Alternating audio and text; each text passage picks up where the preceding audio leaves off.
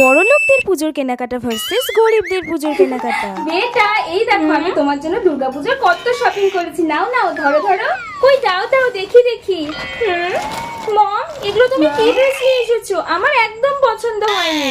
তোমার একটা ড্রেসও পছন্দ হয়নি?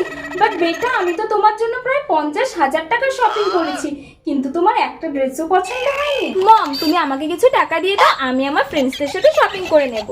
50,000 টাকা? ওকে, আমি এক্ষুনি তোমার অ্যাকাউন্টে এখন 1 লাখ টাকা পাঠিয়ে দিচ্ছি। তুমি এক্ষুনি তোমার ফ্রেন্ডদের সাথে শপিং করে এসে যাও যাও। ঠিক আছে মম।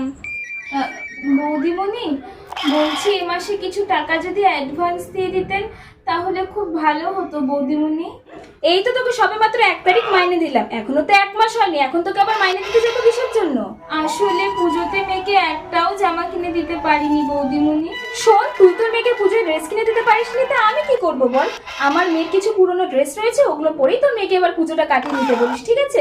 যে এখন কানের সামনে ফ্যান ফ্যান করিস না, কাজগুলো কর, কাজগুলো করে আমাকে উদ্ধার কর যা।